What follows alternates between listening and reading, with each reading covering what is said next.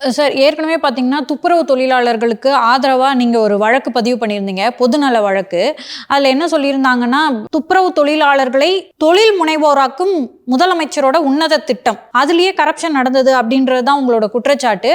அதுக்கு நீதியரசர் ஜி.ஆர். சுவாமிநாதன் என்ன சொல்லியிருந்தாங்கன்னா, இந்த மாதிரி யாருக்கெல்லாம் அந்த வண்டி குடுத்தாங்களோ, அந்த வண்டி தகுதியுள்ளவர்களுக்கு தான் போய் சேர்ந்ததா அப்படின்றத கன்ஃபார்ம் பண்ண சொல்லியிருந்தாங்க. அதோட அப்டேட் என்ன சார்? சொல்கிறேன். தனி மனிதனால் என்னவெல்லாம் செய்ய முடியும் அப்படின்றதுக்கு இது ஒரு உதாரணம். அந்த துப்புரவு தொழிலாளிகளின் பிரச்சனையை எடுத்து உண்மையான சுத்திகரிப்பு தொழிலாளிகளுக்கு வாகனம் கிடைக்கவில்லை.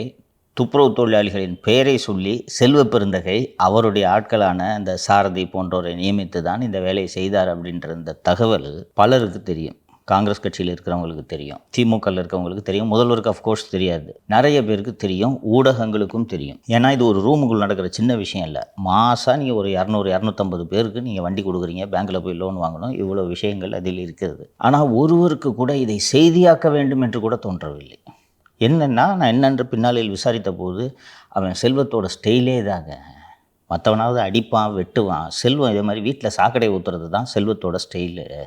இதனால் செல்வத்து கூட யாருமே சண்டை வச்சுக்க மாட்டாங்க. புதிய தமிழகம் கட்சியிலிருந்து செல்வத்தை நீக்கிய போது டாக்டர் கிருஷ்ணசாமி வீட்டில் இந்த வேலையை தான் பண்ணாங்க செல்வம். இதனால் செல்வத்தை பற்றி எந்த அலிகேஷனாலும் யாரும் தொடமாட்டாங்க என்று தான் சொன்னார். நான் இதெல்லாம் பார்த்து நாம் பயப்படக்கூடாது அப்படின்னு சொல்லிட்டு இந்த ஜென்கிரி நிறுவனம், செல்வ பிறந்தையோட ஜென்கிரி நிறுவனம் இருக்கக்கூடிய ஆபீஸ் இதெல்லாம் எடுத்து ஒரு வீடியோ பதிவு செய்தோம். அதன் பிறகு நமது வீட்டில் அந்த நடந்த தாக்குதலை உலகமே பார்த்த பிறகு அது குறித்து பேசும்போது செல்வ பெருந்தகை குற்றச்சாட்டு இருந்துச்சுன்னா போய் வழக்கு போட்டுங்க, அவர் சும்மா பேசினுக்கிறாரு டிவியில். இந்த மாதிரி பேசுனா அதனால் மனது புண்பட்ட துப்புரவு தொழிலாளிகள் யாராவது செஞ்சுருப்பாங்க, அவன் வெள்ளை சட்டை போடக்கூடாதா, அவன் தொழில் முனைவோர் ஆகக்கூடாதா அப்படின்ட்டு உருட்டினார். நான் வழக்கு இது செய்தி போடுறது தான் நமது வேலை, இருந்தாலும் அடுத்த கட்டமாக இதை செய்ய வேண்டும் என்பதற்காக ஒரு பொதுநல வழக்கு போட்டு அது நீதிபதி திரு ஜி.ஆர். சுவாமிநாதன் மற்றும் திரு லட்சுமி நாராயணன் ஆகியோர் அமர்வு முன்பு விசாரணைக்கு வந்தபோது நான் சிபிஐ விசாரணைக்கு கேட்டிருந்தேன். இதில் தப்பு நடந்திருக்கிறது எனக்கு நல்லா தெரியும். மெட்ராஸ் ஹைகோர்ட்டில் ப்ராக்டிஸ் பண்ணாத வக்கீலாக இருக்கிறவங்கெல்லாம் வண்டி வாங்கியிருக்காங்க. அவர்கள் எல்லாம் துப்புரவு தொழிலாளிகள் அல்ல. ஸோ இதில் முறைகேடு நடந்திருக்கு. கிட்டத்தட்ட 2 கோடி ரூபாயை ராதாகிருஷ்ணன் சாலையில் உள்ள இந்தியன் வங்கி கிளையில் 1.25 கோடி ரூபாய் தொகையை நல்லா சவுந்தரராஜன் என்ற நபரும் ரவிக்குமார் நாராவும் சேர்ந்து செலுத்தியிருக்காங்க. இந்த துட்டுலாம் எங்கேருந்து வந்துச்சுன்றதை கண்டுபிடிக்கணும். அண்ட் எப்படி இந்த முறைகேடு நடந்தது என்பதை விசாரிக்க வேண்டும். ஏழை துப்புரவு தொழிலாளிகளை ஏமாற்றி அவர்கள் சம்பாதிக்கிறார்கள் அப்படின்னு சொல்லிட்டு நான் ஒரு புகார் அனுப்பிட்டு அதை பொதுநல வழக்காக தொடர்ந்த போது நீதிமன்றம் என்ன உத்தரவு போட்டுச்சு சென்னை உயர்நீதிமன்றம் என்றால், நாங்கள் சிபிஐ விசாரணைக்கு உத்தரவிடலை. அவங்க நீதிமன்றம் என்ன நினைச்சாங்கன்ட்டு நான் புரிஞ்சுக்கிறேன்னா, இப்போ தான் தொடங்கியிருக்கு ஸ்கீமு, பெரிய அளவு முறைகேடு நடைபெறவில்லை. அதனால் இந்த ஸ்டேஜிலேயே இந்த முறைகேட்டை நம்ம தடுப்போம். ஸோ இப்போ எத்தனை பேருக்கு இப்போ வண்டி கொடுத்துருக்கீங்கன்னு கேட்குறாங்க. சார் 213 பேருக்கு என்று அவர்கள் சொல்கிறார்கள்.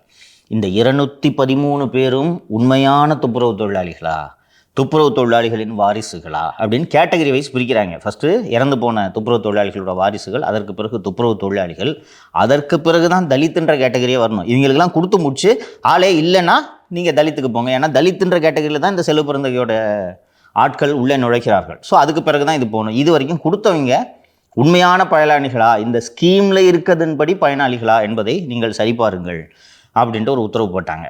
4 வாரங்களோ 6 வாரங்களோ அவகாசம் கொடுத்தார்கள். மே மாதம் இந்த வழக்கு விசாரணைக்கு வந்தது.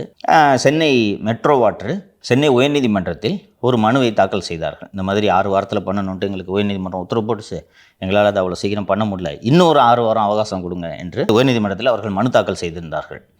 இதற்கு நடுவே எனக்கு இதில் முறைகேடு நடந்திருக்கு, இதை செஞ்சதே செல்வ பெருந்தகை என்பதில் எனக்கு சந்தேகம் இல்லை. அதனால் நான் சென்னை உயர்நீதிமன்ற தீர்ப்பில் திருப்தி அடையாமல் உச்சநீதிமன்றத்தில் நான் சென்று முறையிட்டேன். இந்த மாதிரி துப்புரவு தொழிலாளர்கள் பேர் சொல்லி இதை செய்கிறாங்க, சிபிஐ விசாரணைக்கு உத்தரவிடணுன்ட்டு.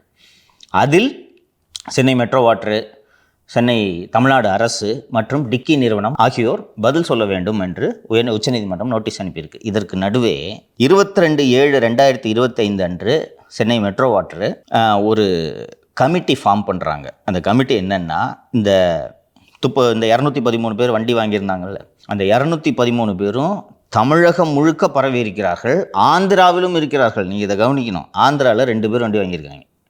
ஆந்திராவில் இருக்க துப்புரவு தொழிலாளிக்கு தமிழ்நாடு அரசு எதுக்கு வாங்கணும்? ஸோ ஆந்திராவில் 2 பேர் வாங்கியிருக்காங்க. இதெல்லாம் போட்டு இந்த DG Vinay metro water managing director போட்டு இந்த 213 பேரும் உண்மையான பயனாளிகளா என்பதை நேரில் சென்று நீங்கள் ஆராய வேண்டும் என்று ஒவ்வொரு மாவட்டத்துக்கும் ஒரு பெயர் பொறியாளர் மெட்ரோ வாட்டரோட எக்ஸிக்யூட்டிவ் இன்ஜினியர் சூப்பரண்டிங் இன்ஜினியர் தலைமையில் அதிகாரிகளை போட்டு இவர்கள் நேரில் சென்று இந்த சம்மந்தப்பட்ட பயனாளிகளை சந்தித்து உண்மையான பயனாளிகளா உண்மையான தொழில் முனைவோர்களா என்பதை விசாரித்து ஒரு அறிக்கையை தாக்கல் செய்யுங்கள், உயர்நீதிமன்றத்தில் நாம் பதில் சொல்ல வேண்டும் அப்படின்ட்டு ஒரு கமிட்டி போட்டிருக்காங்க. இது செல்வ பிறந்தகைக்கு தேவையான பதில் இதில் கிடைத்திருக்கும் என்று நான் நினைக்கிறேன். இது எதுக்கு சொல்கிறேன்னா, இது ஏன் யாருக்குமே தோணலை? கடந்த ஆண்டு டிசம்பர் மாதத்தில் அண்ணல் அம்பேத்கர் திட்டம்னு படோடபமாக தொடங்கி வைத்தார்கள். அது தொடங்கி வச்ச போதே பலருக்கு தெரியும் செல்வம் வேலை தான் இது. தமிழக முதல்வரின் உன்னத திட்டம் இது. எதுக்கு நீங்க வந்து ஆந்திரால இருக்கவங்களுக்கு 2 பேருக்கு கொடுக்குறீங்கன்னா ஆந்திரா முதல்வரோட ப்ரொசீடிங்ஸ் பார்த்து தான் எனக்கு தெரியுது. ஒருவேளை இங்கே இது ஊழியர்களே இல்லை போல சார். ஏன்பா அந்த தற்காலிக துப்புரவு தொழிலாளர்கள் 2500 பேர் கிட்டத்தட்ட 20 வருடமாக எங்களுக்கு பணி நிரந்தரம் கொடுங்கள் என்று சொல்லி தொடர்ந்து போராடி கொண்டிருக்கிறார்கள். அவங்களுக்கு நீ கொடுத்துருந்தேன்னா நான் பேசியிருக்கவே மாட்டேன். வக்கீல் வாங்கினதுனால தானே இந்த பிரச்சனை. இன்னைக்கு செல்வ பிறந்தை சொன்னார், அதற்கு பதில் வந்து விட்டதா? இப்போ இந்த 213 பேர்கிட்ட இருந்தும் வண்டி, இதில் ஒரு 60 பேர் ஜென்யூன் பெனிஃபிஷியரிஸ், அவர்கள் போக மீதி இருக்கவங்களுக்கு வண்டி இருக்காது. நான் என்ன குற்றச்சாட்டை சொன்னேனோ அது இப்போது நடந்து கொண்டிருக்கிறது. மாதந்தோறும் 3 கோடி ரூபாய் ஜென்கிரீன் நிறுவனத்தின் கணக்கில் செலுத்தப்படுகிறது. மெட்ரோ வாட்டர் அவங்க வண்டியை யூஸ் பண்ணதுக்கான பணம் ஜென்கிரீன் அக்கௌண்ட்டுக்கு வந்துருச்சு. அதை பிரித்து கொடுக்கணுமா இல்லையா? 10,000 ரூபாய்க்கு மேலே கொடுக்கறது இல்லை. ரவிக்குமார் நாரா, நல்லா சவுந்தரராஜன், செல்வ பெருந்தகை, சாரதி ஆகியோர் சேர்ந்து கொண்டு இந்த பணத்தை கபலீகரம் செய்து கொண்டிருக்கிறார்கள். இதற்குத்தான் சிபிஐ விசாரணை வேண்டும் என்கிறேன். இப்போ சென்னை உயர்நீதிமன்றம் என்ன முடிவெடுத்துச்சுன்னா, சரிப்பா வண்டி கரெக்டாக பார்த்து கொடுத்தேன்னா, இப்போ ஒரு 5 மாசமா பணம் வந்துட்டு இருக்கு. இது யார் பணம்? இது கணக்காட்டணும்ல, அரசு பணம் தானே இது. இதை விசாரிச்சுட்டு எவன் திருடுனானோ பிடிச்சி ஜெயிலில் போட்டோன்ற அதுக்கு தான். ஸோ ஒரு தனி மனிதனால் என்ன செய்ய முடியுன்றதுக்கு இது ஒரு உதாரணம். நீதிமன்றத்துக்கு கொண்டு போய் இன்றைக்கி நீதிமன்றத்தின் பார்வை கொண்டு போன உடனே கரெக்டாக ஆக்ஷன் எடுத்துட்டாங்க. இந்த ப்ரொசீடிங்ஸ் காப்பி வந்த உடனே சந்தோஷமாக இருந்தது. அதை நேர்களோட இதுக்கு தானே வீட்டில் சாக்கடை ஊற்றுனாங்க, நம்ம நீங்கள் சாக்கடை ஊற்றுனோன்னா பயந்துருவோமா? அதை ஒட்டி தான் அந்த சாக்கடை ஊற்றிய வழக்கும் இதோடு இணைந்தது. 2ஐயும் சிபிஐக்கு மாற்றுங்கள் என்று உச்சநீதிமன்றத்தை அணுகியிருக்கிறேன். இந்த வழக்கு என்னைக்கு சார் விசாரணைக்கு வருது? உச்சநீதிமன்றத்தில் ஏற்கனவே வந்து நோட்டீஸ் ஆர்டர் ஆயிடுச்சு. செப்டம்பர் முதல் வாரத்தில் மீண்டும் விசாரணைக்கு வரும். சார், சென்னை உயர்நீதிமன்றம் சொல்லியிருந்தாங்க ஸ்டாலின் அவர்களுடைய பெயரை வந்து எந்த திட்டத்திலையும் பயன்படுத்தக்கூடாது, அது வந்து முதல்வர் அப்படின்னு சொல்லிட்டு, ஏன்னா உங்களுடன் ஸ்டாலின்ஸ்னா அதை உங்களுடன் முதல்வர்னு மாற்றிக்கங்க அப்படி. அதெல்லாம் கூட சொல்லல, ஸ்டாலின் பேரை யூஸ் பண்ணாது, அவ்வளோதான். நீ யார் பண்ணாலும் வச்சுக்க, ஐடியா கொடுக்குறான்.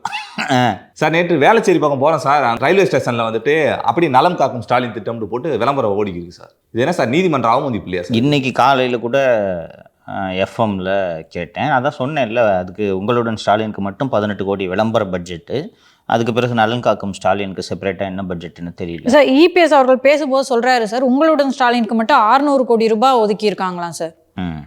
அதில் நேற்று திரு பழனிசாமி அவர்கள் தனது பிரச்சாரத்தில் ஒரு விஷயத்தை சுட்டிக்காட்டினார். உங்களுடன் ஸ்டாலின் திட்டத்தின் கீழ் 46 துறைகள் தொடர்பான பிரச்சனைகள் தீர்த்து வைக்கப்படும் அப்படின்றது அந்த திட்டம். உண்மையிலே அந்த திட்டம் நல்ல திட்டம். அதாவது என்னென்னா, உங்கள் வீட்டில் குடிநீர் இணைப்பு இல்லை, உங்களுக்கு சொத்து வரியில் பிரச்சனை, பட்டா கொடுக்கல, வாரிசு சான்றிதழ் கொடுக்கல, இது போல் எந்த பிரச்சனைகளாக இருந்தாலும் நீங்கள் அந்த உங்களுடன் ஸ்டாலின் முகாமை அணுகலாம். அந்த முகாமில் அனைத்து துறைகளை சேர்ந்தவர்களும் அங்கே அமர்ந்திருப்பார்கள். நீங்கள் போய் அங்கே உங்கள் மனுவை கொடுத்துட்டிங்கன்னா போதும், இதை வந்து இந்த டிபார்ட்மெண்ட் முனிசிபல் அட்மினிஸ்ட்ரேஷனாக நீ பாருப்பா, ரெவன்யூவா நீ பாருப்பா, பிடபிள்யூடியா நீ பாருப்பா என்று இதை செய்வதற்காகத்தான் இந்த முகாம். ஸோ திரு பழனிசாமி என்ன சொல்கிறார் என்றால், ஆட்சிக்கு வரதுக்கு முன்னாடியே நீங்கள் இது போல மனுக்களை பெற்றீர்கள். ஸ்டாலின் என்ன வாக்குறுதி அளித்தார் என்றால், இந்த மனுவெல்லாம் நான் ஆட்சிக்கு வந்த உடனே நான் செயல்படுத்துவேன்னு சொன்னார். அதை விட்டுருங்க. ஆட்சிக்கு வந்த பிறகு நாம் ஏற்கனவே பேசணும், முதல்வரின் முகவரி, இல்லம் தேடி முதல்வர், இது போல் சிஎம் செல்லு, இது போல் பல்வேறு திட்டங்களை நீங்கள் செயல்படுத்தினீர்கள். அதுக்காக தான் இந்த ஷில்பா பிரபாகரன் ஐஏஎஸ் அவங்களோட பேட்டியெல்லாம் நான் சுட்டி காட்டினேன். அதெல்லாம் செஞ்சீங்க. 50 மாதங்கள் கடந்து விட்டது. 50 மாதங்களாக நீங்கள் இந்த மக்களின் பிரச்சனைகளை தீர்க்கவில்லை. இப்போது இருப்பது 8 மாதம் அல்லது 7 மாதம். இந்த 7 மாதத்தில் எப்படி இந்த பிரச்சனையை தீர்ப்பீங்க என்ற கேள்வியை எழுப்புகிறார்கள். சரியான கேள்வியா இல்லையா? சரியான கேள்வி. இன்னொன்று, பட்டா வழங்கலைன்னா கொடுக்குறோம் அப்படின்ட்டு எனக்கு ரொம்ப எரிச்சலாக இருக்கிறது. நேற்று கூட இந்த நலன் காக்கும் ஸ்டாலின் திட்டத்தில் வந்து பார்த்துட்டு, என்னம்மா உடம்பு நல்லாயிடுச்சா அப்படின்ட்டுலாம் ஒரு வீடியோ வந்துச்சு, பார்த்தீங்களா? சொல்லுங்கள் நீங்கள். இல்லை சொல்லுங்கள். நலம் காக்கும் ஸ்டாலினில் என்னம்மா இதில் இந்த திமுகவோட வேலையே இதுதான். அவர்களை இனி நோயாளிகள் என்று அழைக்கக்கூடாது, மருத்துவ பயனாளிகள் என்று அழைக்க வேண்டும். இப்போ என்னையா அதனால் ஒருத்தன் ஹார்ட்டில் பிளாக் இருக்குன்னு போகிறான், தம்பி இன்னையிலேருந்து நீ மருத்துவ பயனாளி, நீ நோயாளி கிடையாது. நோயாளி கிடையாது சார். அடப்பு போயிடுச்சு சார், ஓடுறேன் சார், நான் போயிடுவேண்ணா. கொஞ்சம் யோசிச்சு பாருப்பா. ஹார்ட்டில் பிரச்சனைன்னு சொல்லிட்டு போனால் கார்டியாலஜி டிபார்ட்மெண்ட்டில் டாக்டர் இல்லை, அதை சரி செய்ய வேணாமா நீ? குறிப்பா சார் விளம்பரம் இந்த நெஞ்சு வலி தொடர்பான விளம்பரமா தான் சார் இருக்கு. கார்டியோ தொராசிக் டிபார்ட்மெண்ட்டே தமிழகத்தில் 2-3 மருத்துவமனைகளில் தான் இருக்கிறது என்று சொல்கிறார்கள். உங்களுக்கு இந்த கார்டியாலஜி தொடர்பான நோய்கள் இந்த நமது பழக்க வழக்கங்கள் காரணமாக, உணவு பழக்கங்கள் காரணமாக நிறைய பேருக்கு இந்த கார்டியாலஜி நோய் வருது. ஒரு காலத்தில் நான் சின்ன பையனாக இருந்தப்பெல்லாம் 60 வயசுக்கு மேலே தான் ஹார்ட் அட்டாக்னு பேசுவாங்க. இன்றைக்கி ஜிம்மில் செஞ்சுக்கிட்டு இருக்கிறான் 25 வயசு 30 வயசு பையன்லாம் ஹார்ட் அட்டாக்கில் இறந்து போகிறாங்க. அப்போது அதற்கு ஏற்றாற் போல் மருத்துவ உட்கட்டமைப்பை மேம்படுத்த வேண்டும். ஓகேவா? அதை நீங்கள் செய்யாமல் நீங்கள் இனி மருத்துவ பயனாளிகள். இதனால் என்னையாக போகுது? இதே மாதிரி தான் வந்த உடனே ஆரம்பித்தாங்க. இனி மத்திய அரசு என்று சொல்லக்கூடாது, ஒன்றிய அரசு. இப்போ என்ன உங்களுக்கு கூடுதல் அதிகாரம் வந்துருச்சா? இதுதான் இவர்களுக்கு வேலை. ஸோ திரு பழனிசாமி அவர்கள் சுட்டி காட்டியது போல் 600 கோடி நீங்கள் இதுக்கு ஒதுக்குறீங்க. 600 கோடி எதுக்குன்னா இந்த கேம்பெல்லாம் ஆர்கனைஸ் பண்ணுறதுக்கு, அதுக்கான அந்த ஏற்பாடுகள்லாம் செய்கிறதுக்கு 600 கோடி தேவைப்படுகிறது, ஒதுக்குகிறீர்கள். இந்த 600 கோடி ஒதுக்கி 7 மாதத்தில் நீங்கள் எப்படி இந்த பிரச்சனையை தீர்ப்பீர்கள்? எப்படி முடியும்? அது 45 நாளில் தீர்வு காணுங்க. எப்படி முடியும்? இப்போது உனக்கு சொந்தமாக ஒரு வீடு இருக்குதுன்னு வச்சுக்கேன், ஒரு மனை இருக்குப்பா, ஒரு 1/2 கிரவுண்டு உனக்கு லேண்ட் இருக்குது. இந்த 1/2 கிரவுண்டு லேண்டுக்கு நீ பட்டா வாங்கியிருப்பியா? வாங்கியிருக்க மாட்டியா? வாங்கியிருப்ப. உன் வீடு உன் பேரில் இருக்குது, உங்கள் அம்மா எழுதி வச்சது இல்லைனா உங்கள் அப்பா எழுதி வச்சது உன் பேரில் இருந்துச்சுன்னா போய் நீ பட்டா வாங்கியிருப்ப, ரைட்டா? நீ 30 வருஷமாக அரசு புறம்போக்கில் குடியிருக்கிறேன்னு வச்சுக்க, அதுக்கு உனக்கு பட்டா இருக்குமா? இருக்காது. அப்போது இப்போ போய் நீ இந்த முகாமில் எனக்கு நான் 30 வருஷமாக இந்த வீட்டில் குடியிருக்கிறேன், எனக்கு பட்டா கொடுங்கன்னு கேட்டால் கொடுக்க முடியுமா? வேரியஸ் பிரச்சனை இருக்குது. என்ன காரணம்னா 30 வருஷமாக நீ உண்மையிலே அந்த இடத்துல குடியிருக்கிறது உண்மையாக இருக்கும். பட்டா கொடுக்க வேண்டும் என்று நினைத்தால் கொடுக்கலாம், அதிலும் தவறில்லை. ஆனால் அந்த இடத்துல அரசு திட்டம் வர்ற மாதிரி இருந்துச்சுன்னா பட்டா கொடுக்க மாட்டாங்க. அது அரசுக்கு சொந்தம். ஸ்கீம் தான் பெருசு, புரியுதா? உனக்கு இப்போ நீ 30 வருஷம் குடியிருக்கிறது உண்மை, உனக்கு இன்னொரு 40 கிலோமீட்டர் தள்ளி உனக்கு ஒரு இடம் தரேன்னுவாங்க. அப்போ 45 நாள் எப்படிப்பா பட்டா கொடுப்ப? சாத்தியமாப்பா அது? அப்போது உங்களோட நோக்கம் விளம்பரம் தானே, மக்களோட குறைகளை தீர்க்கறது இல்லை. இதைத்தான் கேட்குறாரு பழனிசாமி. இவ்வளோ மனு வாங்கி பொட்டியில் போட்டிங்களே, அது என்ன பண்ணீங்க? அண்ட் இந்த அக்ரெசிவாக இந்த நலம் காக்கும் ஸ்டாலின், உங்களுடன் ஸ்டாலின்ட்டு எங்கே போனாலும் இந்த வார்த்தைகள் காதில் கேட்பதற்கான காரணம் எஃப்எம் போட்டால் வருது, 10 விளம்பரம் வருது, நம்மளோட வீடியோவில் வருது, உங்கள் இதுலேயே உங்களுடன் ஸ்டாலின் விளம்பரம் தான் வருதுன்றாங்க. ஸோ இப்படி பண்ணுறதுக்கான காரணம், நோக்கம், தேர்தல் என்பது தெரிகிறதா? இதைத்தான் அரசு வரி பணத்தில் நீ செய்யாதன்ட்டு தான் அதிமுக வழக்கு போட்டிருக்கு. திமிர் எடுத்து போய் இந்த வேலையை பண்ணுறாங்க. நாளை நீதிமன்றத்தில் வழக்கு விசாரணைக்கு வருகிறது. என்ன நடக்கிறது என்பதை பார்ப்போம், அப்டேட் பண்ணுறேன். ஸோ இப்போ கூட பார்த்தீங்கன்னா எம்ஆர்கே பன்னீர்செல்வம் அவர்கள் இபிஎஸ் சுந்தரா டிராவல்ஸில் வராரு அப்படின்னு சொல்லிட்டு விமர்சனம் பண்ணுறாரு. சுந்தரா டிராவல்ஸில் வரட்டும், ஓட்ட வண்டியில் கூட வரட்டும், பிரச்சனையை கரெக்டாக எடுத்து வைக்கிறாரு. ஏற்கனவே வாங்கின மனு என்னாச்சுன்னு கேட்குறாரு, பதில் இருக்கு அவங்ககிட்ட. அந்த ஆள் தகர டப்பாவில் கூட வரட்டும், இந்த கரகடக்காரன் படத்தில் வர காரில் கூட வரட்டும். கேட்குற கேள்வி பதில் என்ன?